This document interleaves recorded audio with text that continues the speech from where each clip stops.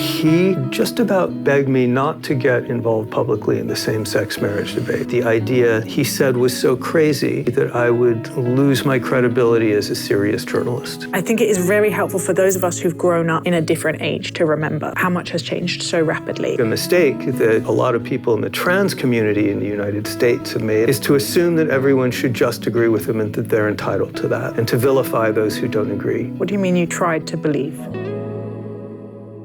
Welcome to The Sacred. This is a podcast about the deep values of the people shaping our common life. My name is Elizabeth Oldfield. In today's episode, I am speaking to Jonathan Rauch, who is an American journalist and political commentator and fellow at the Brookings Institution. He's the author of many books, and his most recent is called Cross Purposes, Christianity's Broken Bargain with Democracy. I really hope you enjoy listening. Jonathan, we are going to go immediately in deep with a big question that you've had a little bit of warning about, but not very much, which is a question that is really trying to get at your deep values. I have a hunch that none of us really fully know until something presses on them, until we feel like they might be being compromised. But having had a bit of time to sit with it, what bubbled up? What do you think might be sacred to you?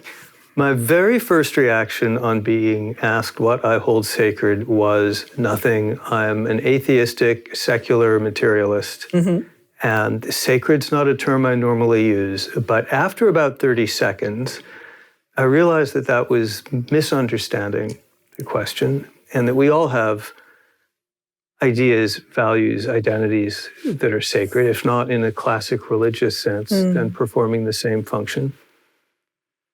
And two things came to mind. I tried not to think too hard about it. Great. The first was the tradition of my ancestors as a Jew. I'm not observant, certainly not orthodox. And as I mentioned, I don't believe in God. I never have. I tried at one point. You can kind of get away with that in Judaism if you're not too obnoxious about it. And yet I feel that this is a deep identity, and one that goes back many, many generations more than I do. And there are times when you know this, like the death of Danny Pearl. As some of your audience may know, he was a journalist for the Wall Street Journal. He was age, I think, 38, captured by Al-Qaeda. Had his throat slit and was beheaded, and his last words were, "I am Jewish." My mother was Jewish. My father was Jewish. And that is how we feel. It chooses us. We don't choose it. And then the second thing that came up just as immediately in values was the proposition all men are created equal and endowed by their Creator with certain unalienable rights. And among those are the life, liberty, and the pursuit of happiness. And from a very young age, as far back as I can remember, those words and their implications have been a core part of my being. And I still, to this day, as I do my work, I try to unfold them. Do you remember when you first heard them? No, it's lost in the mist of time. I didn't understand them until probably high school. But the words itself, of course, we hear earlier. Yeah. It's a real difference, I think, between the British temperament in general and political temperament in particular. It would be very, very hard to point to something sacred or quasi-sacred in our national history, right? And that kind of lodestone yes, kind of way. Well, and the U.S., as you know, is a creedal country. Yeah. And this is our creed, and it is in that sense sacred nationally, but it also becomes part of who we are. Yeah. So tell me a bit more about how you became who you are. Tell me a bit about your childhood, and particularly kind of anything in the air that was formative. Maybe what Judaism meant to you and your family at the time, political convictions, anything else that was going on. I was born in Phoenix, Arizona, now a very large city, one of the biggest metro areas in the country. Back then, a small to medium-sized dusty burg in the desert, only recently enabled by the rise of air conditioning. And in Phoenix, we were on the far fringes of the American empire. And that had its advantages. We were not in the middle of things. The civil rights conflict seemed far away. Arizona in those days was fairly libertarian or classical liberal, as I suppose you might say. The Democrats were kind of in the center, not on the far left. The Republicans were kind of business-oriented. So there was a pragmatic quality to it, and I think I imbibed a lot of that. I grew up knowing that I was an outsider from very young, from as far back as I can remember. You know, early in elementary school, I understood, of course, that I was Jewish. That was, of course, the family tradition. Phoenix had a fairly small but quite robust Jewish community, which we were a part of. I also knew from quite early on that the idea of God did not make sense to me. There was a time when I was about 14 at a Jewish summer camp that I tried to believe and found that I just couldn't. It just didn't make sense to me. Do you mind me asking, what do you mean you tried to believe? Can we come back to that? Absolutely. I'll just tell you the third thing that I was, which is in some ways the most alienating, which was that from about age of 5, I found myself becoming obsessed with boys and men and even a male cartoon character called Sinbad Jr., who would tighten his belt and suddenly become a muscle man. And I knew from very young that this was constitutive, and I knew there was something terribly wrong about it and that I had to keep it a secret, and did, including from myself as best I could until age 25. But those three things together meant that I always thought of myself as on the outside looking in, which is hard when you're growing up. It turns out to be an advantage later in life, but those were formative. The thing you just asked about trying to believe, I went to a summer camp. Jews in the United States have a long tradition of summer camp. You know, we were very urban, so this is our chance to experience nature. And at camp, I was 14. It's an impressionable age, and it was a pretty religiously rigorous camp. So we would daven, pray twice a day, and don tefillin, which are the phylacteries. And everyone around me was quite Jewish, and I wanted to belong. So I kind of tried it on. I tried really being there in the moment and really trying to inhabit the prayers. How much do you think your kind of intellectual awakening was happening in those teen years? I've heard you speak a little bit about the Salman Rushdie fatwa. At what point in your story does that come and really clarify a bit for you? Well, that comes much later. That's when I'm almost 29. Wow. That's February, I think, 19th, 1989. Wow. So that's a good deal later. By that age, I'm pretty much who I am today. Okay. And most of my commitments are there, and I'm embarking at age 29 on what later became the book Kindly Inquisitors. So I've just, when the fatwa comes down, I am thinking hard about what I think is a book, but this fatwa, this is the death sentence that Ayatollah Khomeini decreed against Salman Rushdie.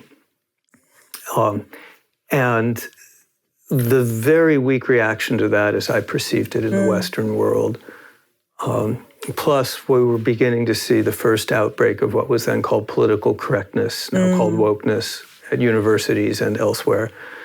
And from very young, this was a commitment that goes back somehow to at least high school. I believed that free speech and free thought were fundamental. I think that's a legacy, an inheritance of my outsider status. You know, free speech is all you've got if you're a minority. Right. And freedom of conscience and the ability to ask questions in order to be your authentic self. One of my sacred values is curiosity. I think life is not worth living if you're not always curious, and journalism is the ideal life for the curious person. You know, you get to go out and ask questions. Yeah. I should typically be on the other side of this conversation because it's my job to ask questions. As my first editor told me at the newspaper where I started after college, he said, everyone has a story and your job is to get it. Yeah. So journalism became my vocation. It still is. I think of myself as a journalist. I worked in Washington learning about Congress and Capitol Hill and budgets and all of that until 29 when the Rushdie incident happened. I knew I was passionate about free speech, but at that point I thought that people did not understand where knowledge comes from, how intimately that's tied with criticism, free speech. And so I set off to quit my job and write a book that finally 4 years later came out. And tell me a little bit about your kind of political philosophy that's emerging, because in your most recent book, you're really talking about liberalism, but you've also talked about yourself as a Burkean.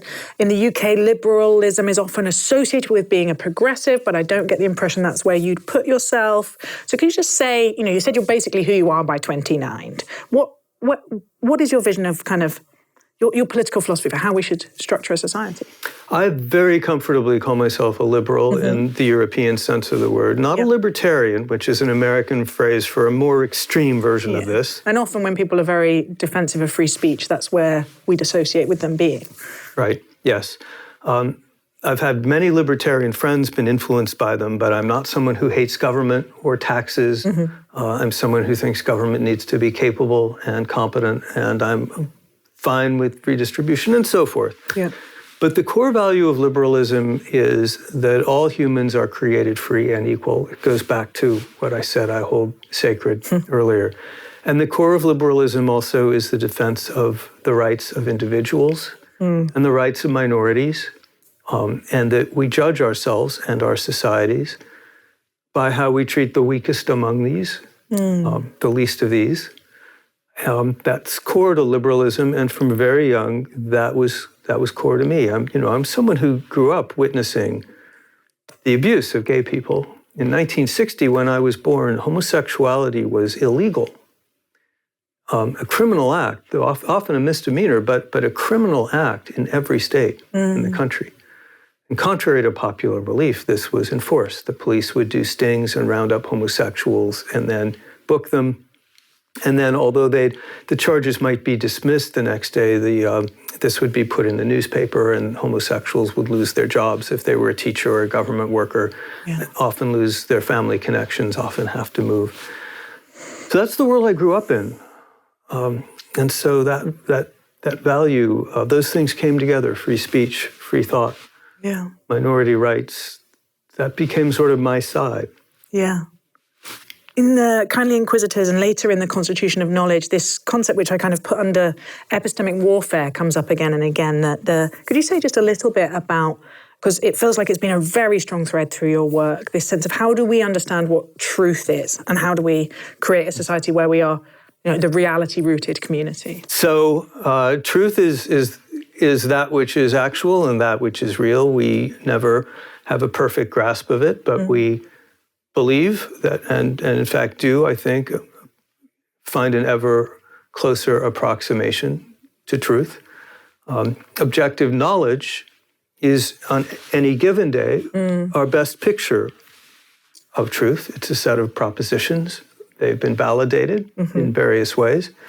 One way to validate them is by consulting your Bible or a priest or a Politburo. Another way is simply to kill off all the people that disagree with you. That's a very standard way, or exile them or imprison them.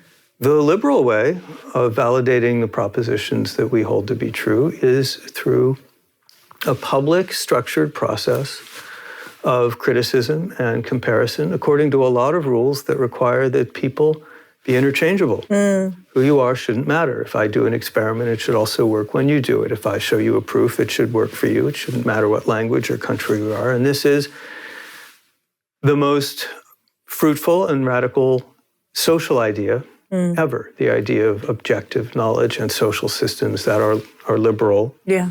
So you asked about my commitments. Liberal social systems have been what I've been thinking about now since my 20s. Liberal social systems, there are three big ones. There's market capitalism, there's liberal democracy, and there's science, very broadly defined. I call it liberal science. It includes journalism, for example. And these have in common that these are ways of organizing and coordinating societies that instead of relying on rulers, rely on rules. So persons are interchangeable, they all follow the same rules. And the outcomes in the system are the result of a lot of decentralized people and institutions following those rules, not the result of top-down mandate. That's the great idea of liberalism. It has literally transformed our species from a bunch of tribes and monarchies and backward and ignorant and brutal to the world we have today. And that's a core commitment. So you're writing, you've become very interested in freedom of speech, you're writing about knowledge and truth, and then you become a real key figure in the gay marriage conversation in the US. And from what I've learned of you, you're someone who's quite private, someone who's quite introverted. How difficult a decision was it to be someone who's arguing publicly, both for your political philosophy reasons and from your kind of life experience? Oh, it wasn't difficult at all, Elizabeth. It was an opportunity. It was a golden apple that just came to me, and I grabbed it. So I became, way back in my 20s, I was doing reporting on things like inequality in the economy, and learned that the so-called religious right, the people who talked about family values in an American context, although they came at it from a different direction, Christian usually, that they were right. That things like family structure really matter. That having, for example, for kids, having two natural parents, it's not the only way to be raised and raised very successfully, but it sure helps. And that everything else is much harder. And so I believed in that, and I also believed in the fundamental equality of homosexual people. By that time, I had come to terms with my sexuality. It was 25 years before I was able to do that. I wrote a short book about it, the best thing I've ever written. Really teeny. It's called Denial, My 25 Years Without a Soul. End of advertisement. So I was very committed to gay and lesbian, as we then called it, equality. We now call it LGBT. And these things converged.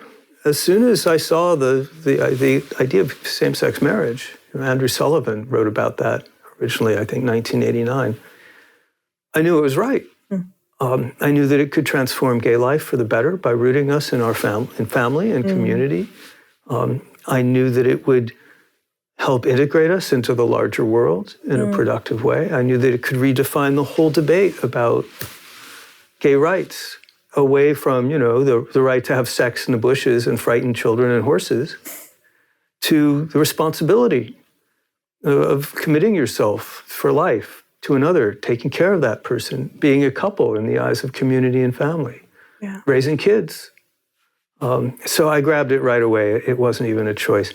My father, in September of 1995, when I was living in the UK, came to visit me, and we were walking in, I think, Ireland, and he urged me, just about begged me not to get involved publicly in the same-sex marriage debate. I was just right then about to publish the first of a whole stream of work on this. And the reason wasn't that he was homophobic. The reason was that the idea, he said, was so crazy, so nutty that I would lose my credibility as a serious journalist. Right. And it would damage my career. Now, at the time, that struck me as unlikely, but possible. Yeah. That's as close as I ever came to a second thought. Right. Nonetheless, for those members of the audience who are younger than I am, which would be most of them by now, if you're lucky, once, twice, maybe 3 times in a lifetime, something comes your way that you know can be your contribution. It's something where you bring a special strength, and that you think can advance the cause of the good. Yeah. And that was one of those opportunities. I heard you say this very haunting line about part of the reason you came out so late is that the associations for you were, I think, poppers and anonymous sex and early death. And I can really hear how I think it is very helpful for those of us who've grown up in a different age to remember how much has changed so rapidly. And that book is one, I haven't read everything you've ever written, but I've read quite a lot in preparation for this interview. I haven't read that. So I'm really interested in, what do you mean by the 25 years without a soul?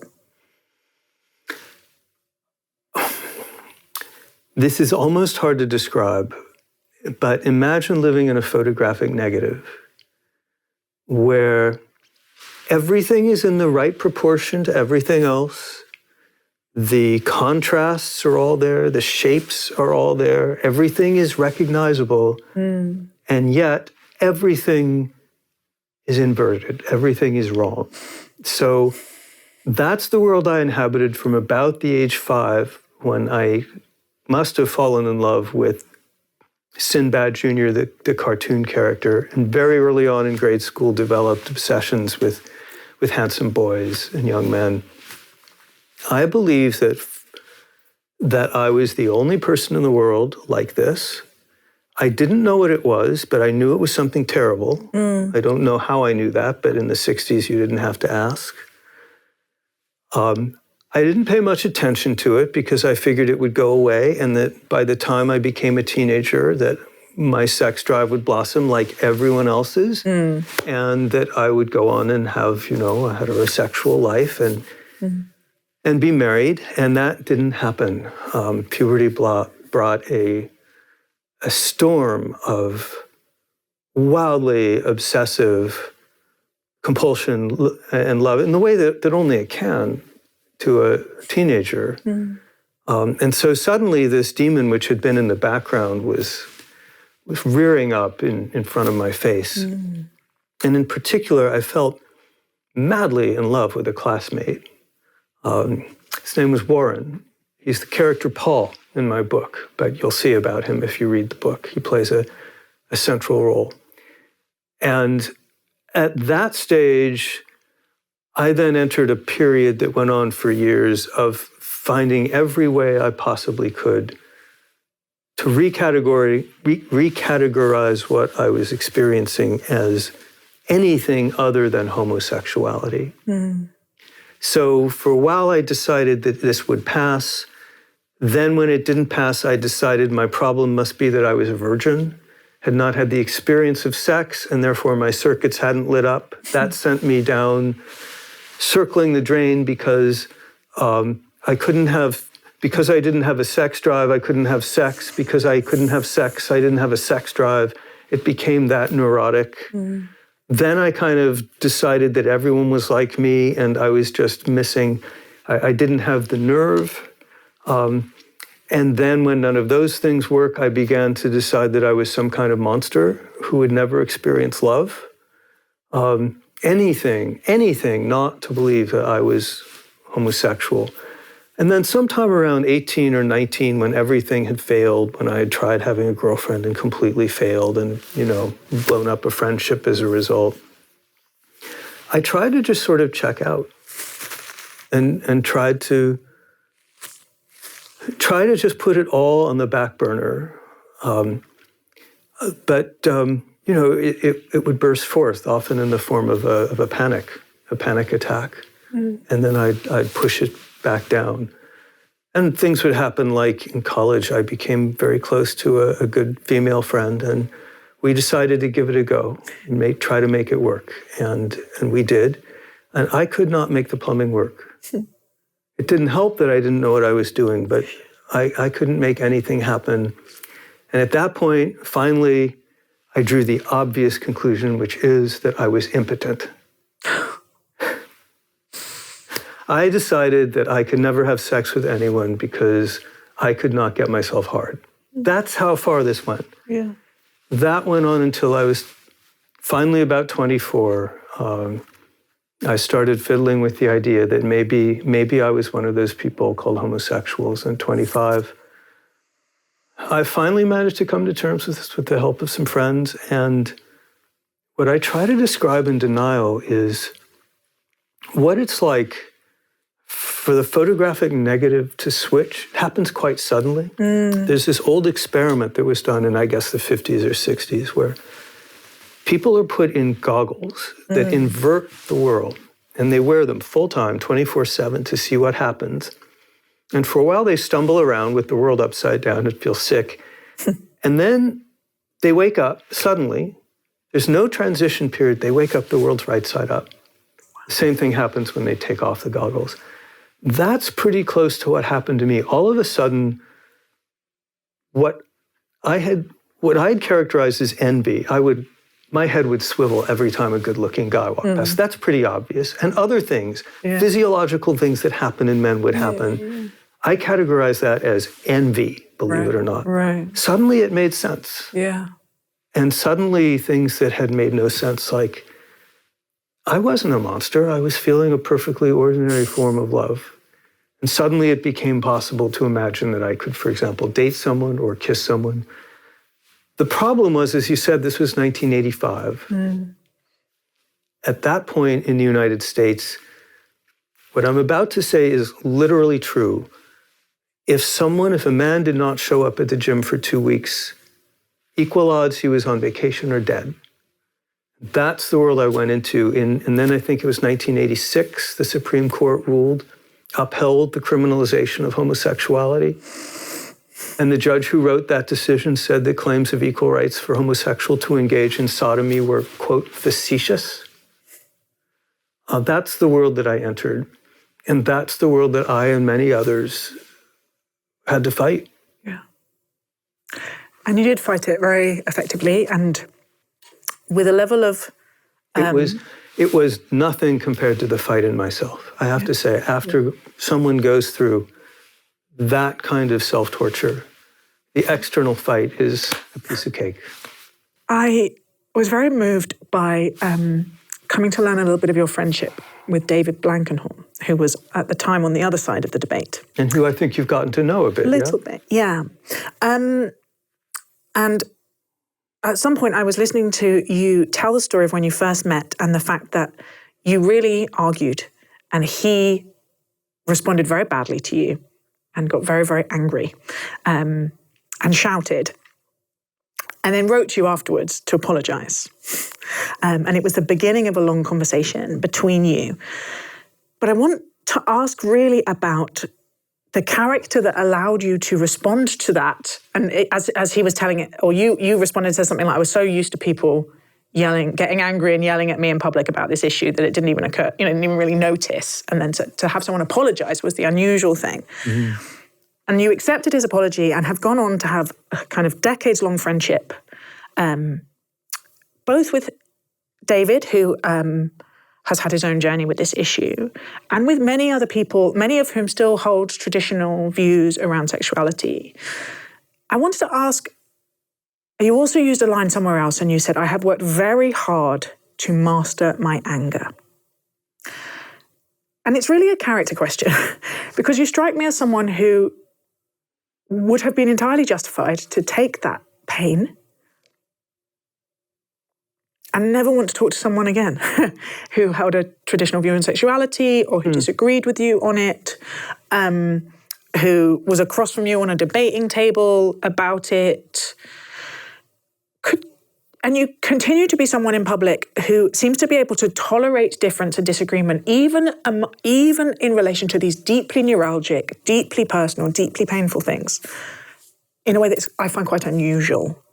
Could you say a little bit more about what you think makes that possible for you? Well, I'll say by way of preface that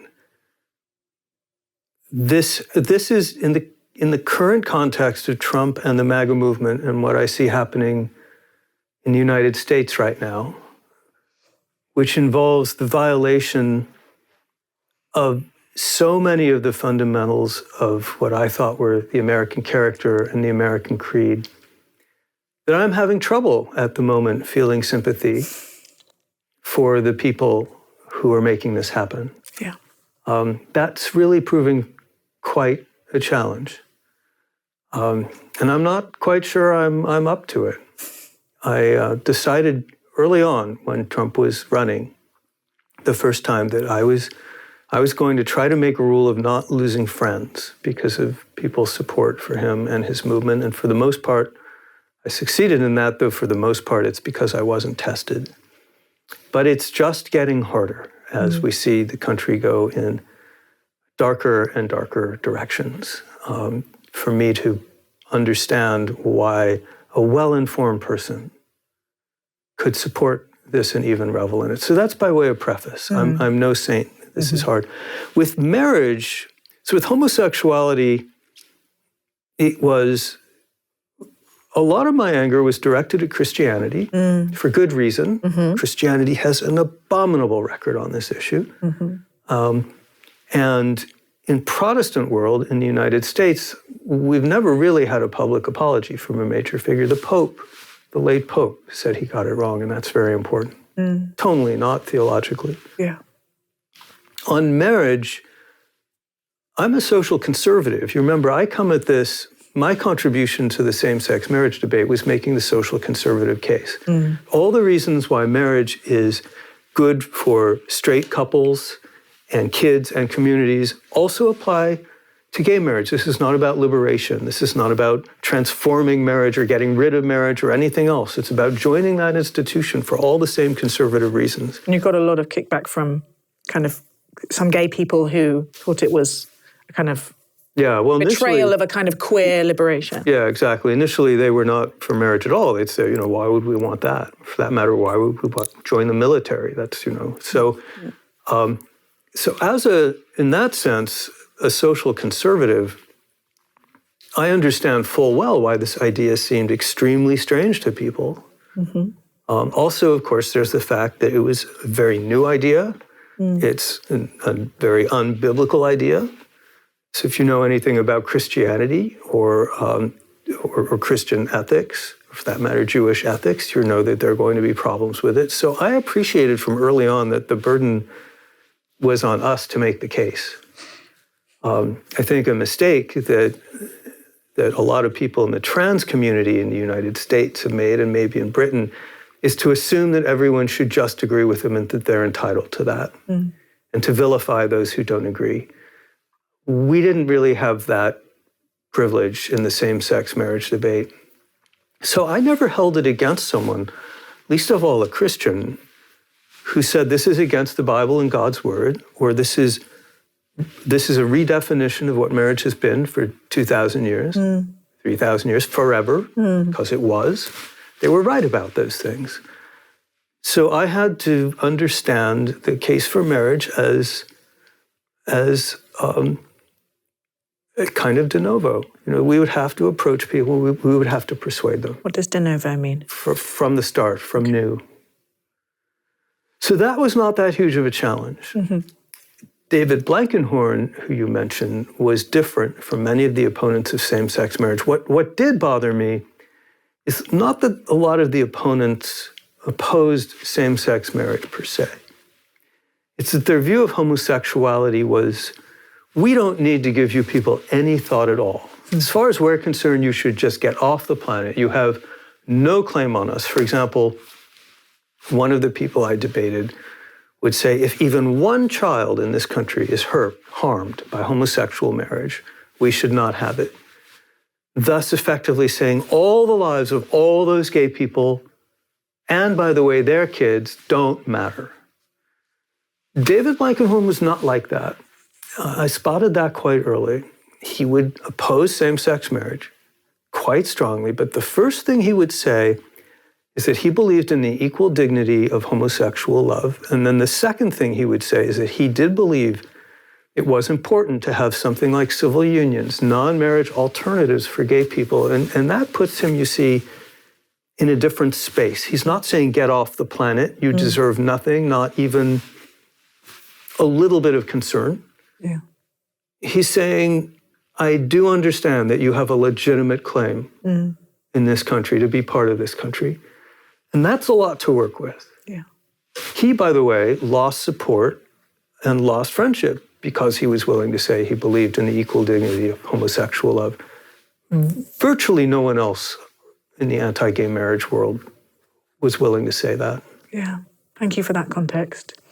And I think it's important context for the book that that you've published most recently, because I think a lot of people will have looked at your career and find it quite surprising that you I certainly do. Yeah, that you are arguing that what you call thick Christianity, real Christianity, the church forming people in virtue and character is a good thing for American democracy, that you as a gay Jewish atheist want the church to be better doing its job for the sake of democracy. Could you say kind of where the seeds of that argument were planted?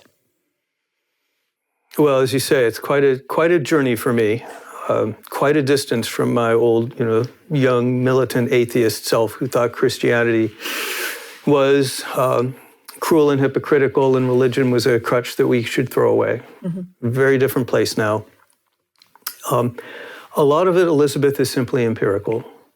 In 2003, the dumbest article I ever wrote, this new book is an apology for the dumbest article I ever wrote, celebrated secularization in America, the decline of religion as a major force or something people that even were involved with, because it would make society less dogmatic and less divided, and we'd all be happier. And boy, was I wrong. Yeah. You called it apatheism, which seems such a 90s, early 2000s vibe. Yeah, in 2003, we had the new Atheist popping up, and but just as an empirical matter, I was terribly wrong. What we've seen in the first 20 years of the 21st century, it seems like the last 3 or 4 years have begun to see a plateau, maybe even in terms of a reversal. But in the first 20 years, we saw an unprecedented wave of secularization. 40 million Americans left from being Christians and church-going to doing nothing. A percentage point drop a year over a period of 14 or 15 years in the percentage of people identifying as Christians. This is just, by the standards of social change, this is seismic. And instead of being good, instead of bringing, enlightenment and turning us all into Scandinavia, the effects were very much the opposite. All the indicators, depression, loneliness, anxiety, social disconnectedness, anomie went up.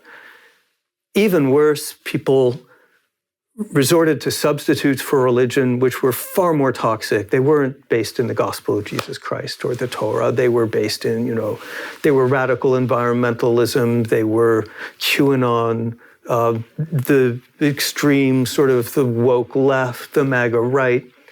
And these things can't begin to approach the groundedness, the theology, the moral values, the teachings of any of the great religions. They're terrible substitutes. And then you saw, maybe most harmful of all, as secularization proceeded, and you also saw Christianity, especially the white Protestant church, begin to absorb more and more of the values of the society around it and align itself with the Republican Party and then the MAGA movement, until the two things began to almost merge, which is where we are today. So the result of all this is that people are unhappy and the country's ungovernable. So I have to look at this and say, boy, was I wrong. So I come to people now, from the point of view of someone who wants America to be governable, saying the founders were right.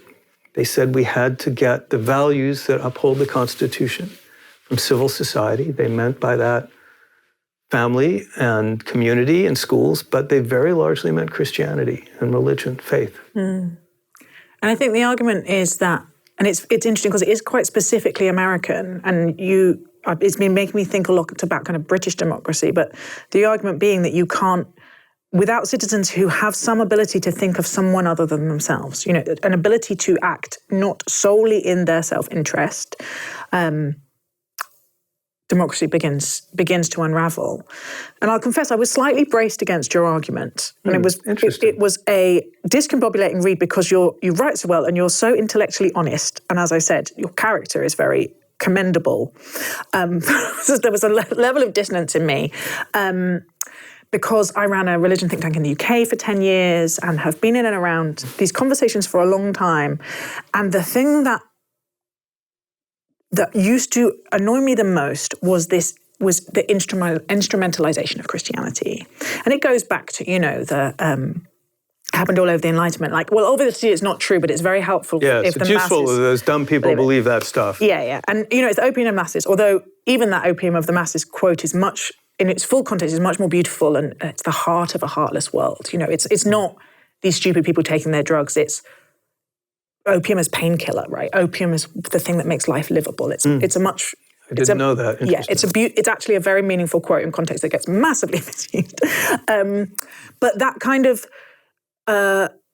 useful for elite power argument about Christianity has always got my back up. And that was sort of what I was expecting you to be writing. You know, I don't believe it. I don't think it's true, but it's useful because then people won't reject the Right, they'll be less authorities. depressed. Yeah.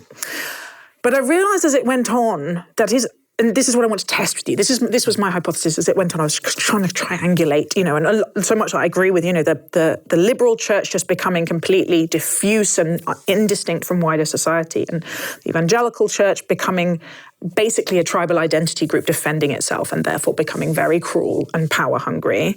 And partisan. Yeah, and you know, neither of those are useful for democracy.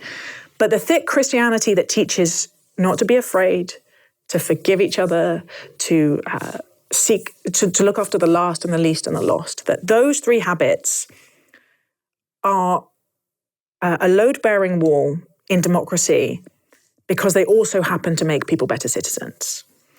And therefore, when Christianity becomes more itself, liberal democracy is more able to exist. And it's almost a coincidence, you know.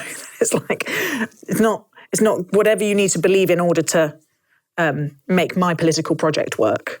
But as it happens, I believe in this political project, and the things you believe, I want you to be more yourself in order to do that. Is that kind of a fair assessment of your argument? It's beautifully said.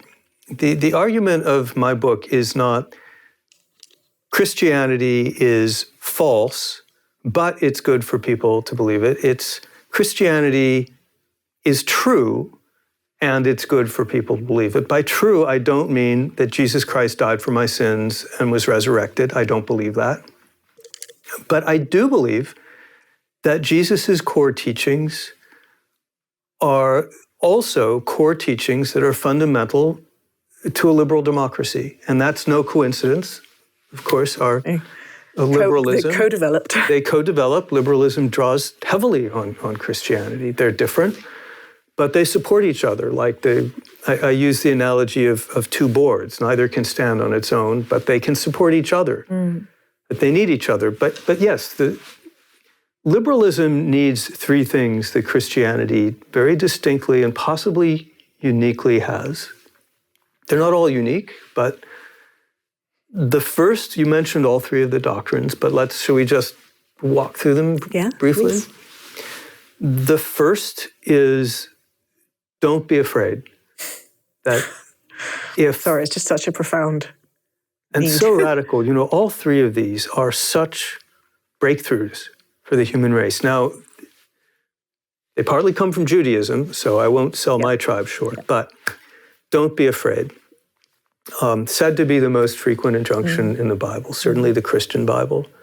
And it's not don't be afraid because nothing bad will ever happen. Right, and it's not don't be afraid of God, but it is don't go around your life in a state of hunkered down fear, because God has a plan for you, and you should be focused on the next world, not just on this world, on the next life, not just the next election. And this not being afraid can allow you to confront the vagaries and the actual scary things in life in a better and healthier and stronger state of mind. One will make you less vulnerable, less exploited. That translates in secular liberal world as what the founders of this country feared most and told us this. It's in Hamilton, it's in the Federalist, it's in all of them. It's the demagogue who exploits fear for power. Yeah. And they understood and told us that you can't have a democratic republic if you're so afraid of losing the next election that you will try to steal it or lie about it or overthrow the government or believe a demagogue who will say, only I can fix it. So, second premise, you already mentioned these, but imitate Jesus, be like Jesus, the core of Christianity. And Jesus's ministry is radical and original and foundational because he centers it on the fundamental equality of every human. Of course, we get that from Judaism, all made in the image of God. But he pushes it even further by saying we judge Christians, we judge humans, not by how well they treat the powerful or the wealthy, or even how well they treat their loved ones, friends, and family. It's how they treat the least of these. The sick, the poor, the broken, the left behind, the marginalized. This, it seems to me, is one of the great radical ideas in human history, and one of the last things that you would expect to become the foundation of the world's biggest religion. That translates into secular liberalism. It's the doctrine that every person has fundamental dignity and rights. We treat people with civility, even when we disagree. And there's some things that majorities, no matter how certain they are that they're right, just cannot do to minorities. And we judge a society based on liberal society. Does it protect the fundamental equality of every individual and the rights of minorities? It's right out of Jesus. Number 3, forgive each other. This is so difficult. We live in a world where people do us harm all the time. And in Christianity says retribution belongs to God, not to us. And that we need to remember how much of our flaws have been forgiven. Again, a radical concept. This translates again into Republican virtue, the thinking behind secular liberalism as well. Sometimes you win an election. Your goal in politics is not to dominate the other side, drive them out of society, and salt the soil with the tears of their women and children. When you win an election, you're going to share the country, and you're going to treat the losing side with the dignity and respect and full equality in citizenship that they will treat you with when you lose. And this is not just instrumental because someone wins and someone loses. It's who we are as liberals. It's foundational that we're not trying to dominate society and drive the other side out. Now, you cannot have a liberal democracy without those 3 values. So all I'm saying really is, this goes back to where this whole question started. It's not about dumb people having to believe in God. It's about whether, as a society, and especially as Christians, we're capable of living up to these very demanding ideals that Jesus and James Madison agree on. So I can imagine, and I've heard someone like Yasha Monk say this to you, that a kind of atheist or secular response to this is, yes, we need to be able to do all those things, but this stuff is not true.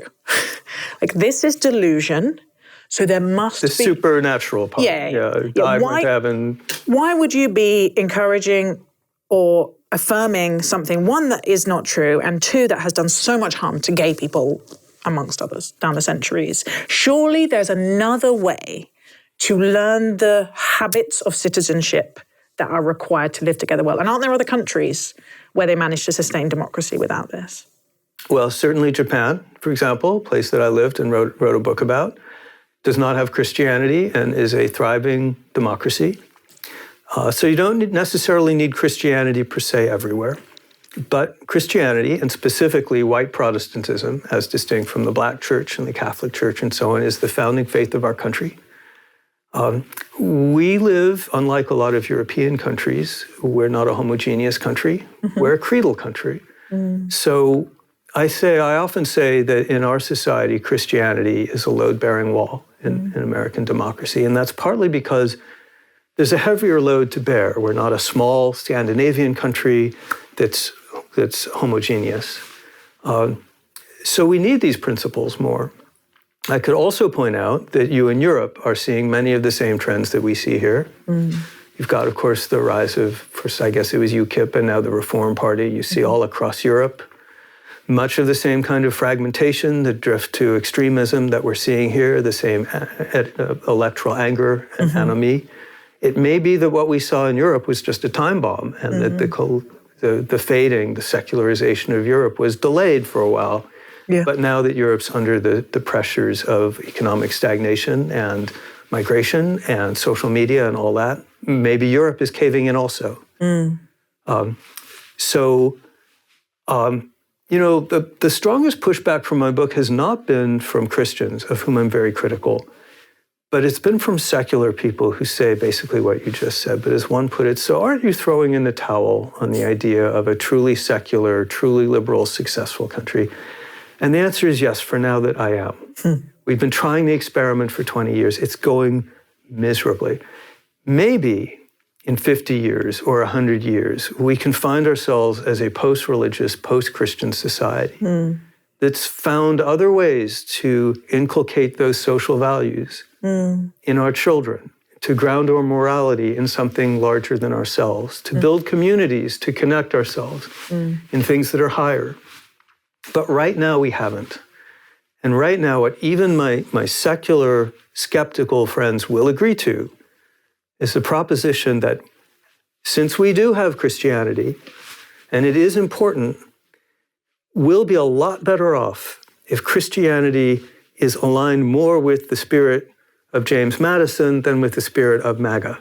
One of the things that you say in the book and elsewhere is that, in some ways, if everyone was like you, then we wouldn't have to wait however long, 20 years, 50 years. You know, the project wouldn't be failing of the idea of a kind of secular liberal democracy, because you don't feel the kind of, you said you haven't got a spiritual bone in your body. I spoke to Louise Perry, and she has this thing about some people have got bigger religion lobes than others. She's like, I want to believe because I'm convinced of the intellectual value of it and that it's good for people, but I'm really struggling with the actual spiritual belief bit. I don't have that organ.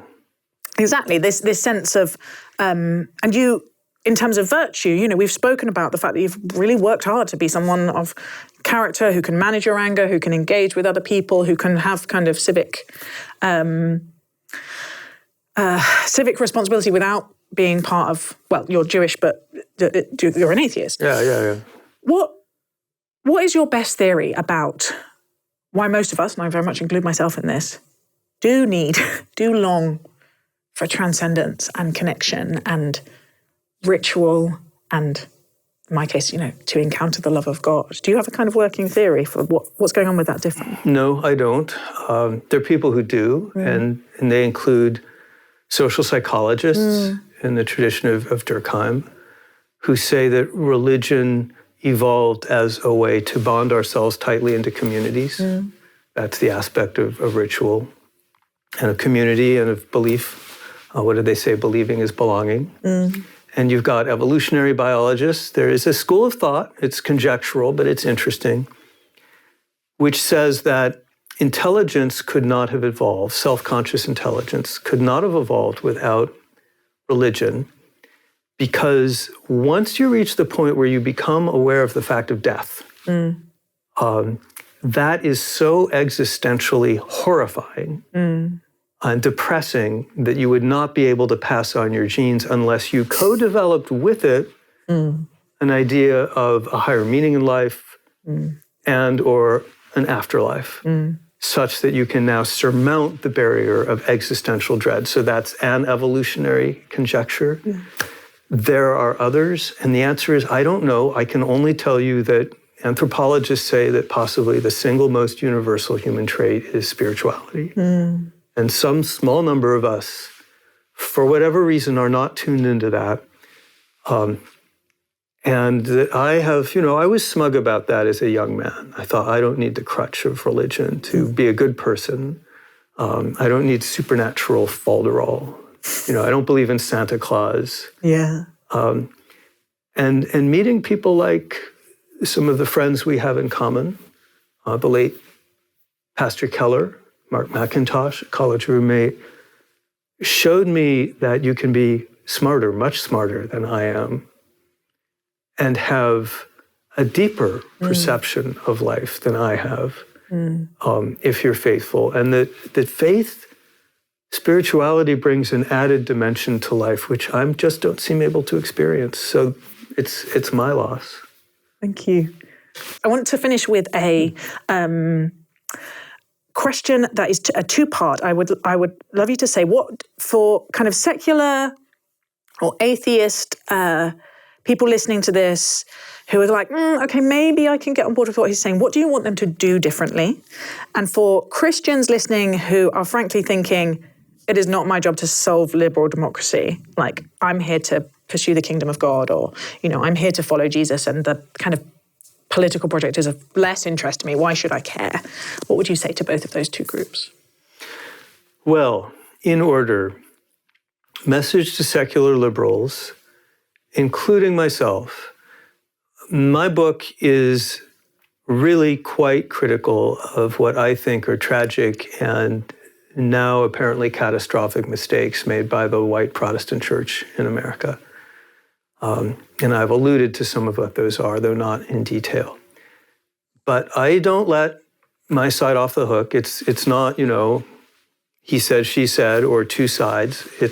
But I think we secular liberals forgot what the founders told us. They said, Washington in his farewell address, Hamilton, Adams very clearly, Franklin, they told us that without what they called Republican virtue, no democracy could survive and no constitution would be more than a piece of paper. And for years, we took for granted, we secular liberals, the foundational role that Christianity was playing in our society. When I was growing up in Arizona in the 60s and 70s, the first thing often that someone asked, getting to know someone else, was not what college did you go to or where do you work or where are you from? It's what church do you belong to? These were the pillars of social life.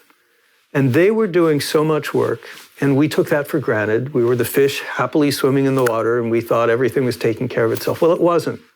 There were institutions that were doing this work, and we forgot that. I think we pushed secularism too far in many cases. I think we took Christianity for granted, and I think our culture in many ways became, at best, neglectful and at worst, hostile in its attitude toward Christianity. And so I think that we, secular people, need to work harder to appreciate, value, even treasure Christianity and the Christians among us. I think it wouldn't hurt us to show curiosity and accompany a friend to church. I think that I've had Christians tell me, you probably had the same thing, that they kind of in their office environment, professional environment, they kind of stay on the download about their faith, especially if they're evangelical or Pentecostal and, they're really deeply faithful. They think they'll be seen as weird. If that comes here, if you're nodding, is this familiar? Oh yeah, I've got very comfortable with being weird, but it took a while. Yeah, and that should never be the case. The notion of inclusion is a good idea, and we should extend it wholeheartedly to people of faith. They should never feel that they have to hide among us or downplay who they are. We gay people, we do not need every single mom and pop Christian bakery in the country to cater every single same-sex wedding. If we can go across the street and get the same thing, we should do that. That's a kind of grace that we should be offering, and we should make that available in law as well as in custom. I used to be someone who was horrified at the notion of prayer in schools. I still don't love it, especially if it's sectarian, because Jews and Muslims will feel left out. But gestures toward religion in the public square no longer frighten me as they once did. I just think there is a lot that we can do as secular Americans to show that we welcome and value people of faith. And that they are not wrong, Christians are not wrong to feel that society has become hostile to them and their values. So that's on the secular side. I think the other question you ask is what should Christians do? And that's simple. This book is the ultimate in chutzpah. I'm the secular, the Jewish, atheistic gay guy, and I'm in the strange position of pleading with Christians, not that they become more, secular or liberal or conservative or democratic or Republican, but they become more Christian. That they become more like the Christians, including you, who I've been privileged to get to know, who take the life and words of Jesus seriously and reflect that not only in what they might say on church, if they go to church, but in how they lead their civic lives, how they behave on social media, how they behave in politics. For example, are they characterizing entire swaths of humanity as vermin? That's not a good thing to do. Are they deliberately stoking fear by saying we're being invaded and only I can save you. That's not very Christian. Are they saying, instead of forgive each other, are they saying, I am your retribution? And are they not only tolerating this kind of behavior in politics, are they embracing it? Are they the base? Are they the enthusiastic brigades marching to advance those ideas and that way of thinking? This is not about the what of politics. It's not about how you feel about abortion or anything like that. It's about the spirit of politics. As Michael Ware put it, wonderful book by that title, The Spirit of Our Politics. So I'm in the position of hoping to see a Christian revival among Christians. And on that note, Jonathan Rauch, thank you so much for speaking to me for The Sacred. Thank you. Well, Jonathan Rauch, he said that his sacred values are Judaism, or Judaism is sacred to him. It's an integral part of his identity that he's tried to keep meaningful in his life. And equality particularly in this way written about in the US Constitution. And one of the things I'll really keep with me is that one of the differences between the UK and the US is that the US is a creedal country. It has a creed. It has a written, almost like collective sacred text in the Constitution, which I think has done it lots of favors in some ways and no favors at all in other ways. So I really, like, having been in the conversation and then listened again, it was really striking to me how clearly he has a definition of liberalism and how, I don't know if I've ever heard it put exactly like this, that liberalism says people are free and equal and that we look after the most vulnerable. And it's like a beautiful set of premises, right? I just don't know that I had ever equated it explicitly or only with liberalism.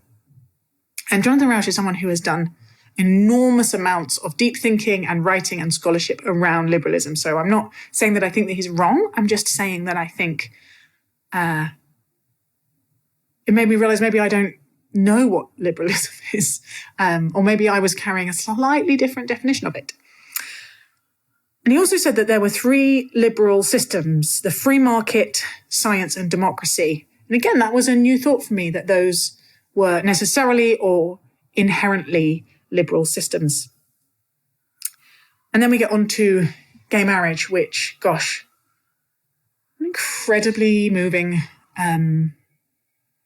expression of some of the, I guess the sort of technical term you'd use for it is internalized homophobia, the difficulty of living as a gay person in a society which doesn't respect that, doesn't respect the rights of gay people, doesn't see you as equal, to go back to Jonathan's sacred value. And I was just really grateful for his tenderness and his sharing of that. He spoke about the power of friendship. And this was obviously music to my ears.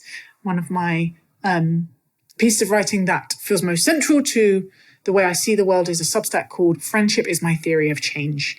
And I increasingly think that almost nothing changes the world except friendship. That we are only able to change our mind on something big, when we feel safe enough and when we feel like we're in conversation with someone who we trust and respect, actually, that otherwise we have a very strong resistance to someone trying to change our mind. Psychologists call it reactance. And so the idea that both Jonathan Rauch and David Blankenhorn in their conversations and in their friendship both changed, I think. And, Jonathan later comes to talk about how his understanding of Christianity has been changed by being friends with Christians. There's good evidence, or at least one of the theories of why public opinion changed so rapidly around gay marriage in the West was that as gay people came out, it became obvious that they were actually pretty evenly spread across the population, and that most people knew someone who was gay and was in maybe a friendship or relationship with them. And that changed people's minds about it. So one of his central arguments is that liberalism needs Christianity. And I think he's also arguing that Christianity needs liberalism. At least that's implied by his kind of two planks that have to lean on each other thing. And I think I do buy that liberalism needs Christianity, or at least needs morally formative communities. It needs ways in which citizens can grow in virtue. And that's a sort of like very fancy word, but really just selflessness, our ability to take other people's needs into account as well as our own. That if we vote under democracy only on our own self-interest, then everything really quickly splinters into interest groups. And if we can't kind of suck it up when the other side win and are in power, or people that we disagree with are making decisions, on the understanding that at some point our voice will be able to be heard again, then democracy quickly disintegrates. What I don't think I buy is that Christianity needs liberalism. And I think this because it hugely predates liberalism, right?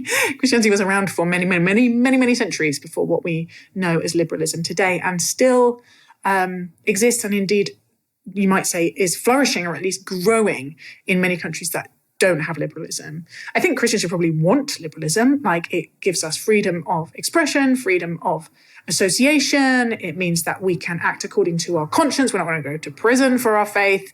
So I get it that far. I just don't know that it needs it in the same way.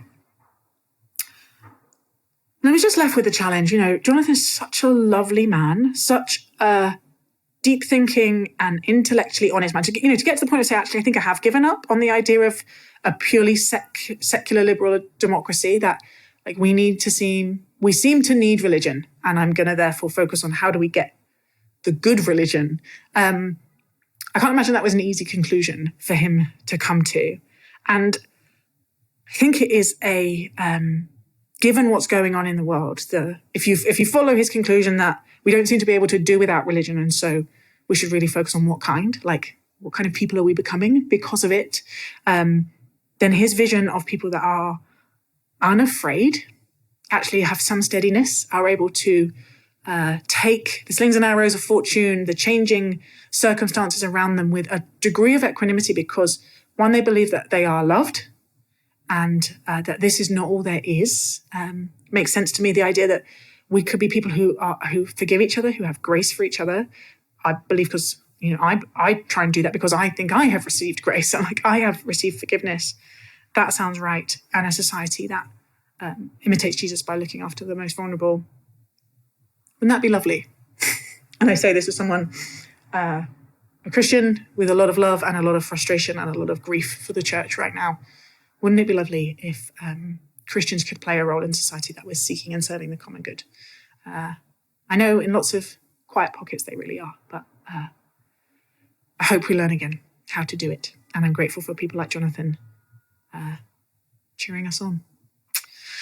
Thank you so much for listening to this episode of The Sacred. My name is Elizabeth Oldfield. Our production team are Amari Ugandran, Lydia Taylor, Lizzie Harvey, and we are edited by Drew Hawley.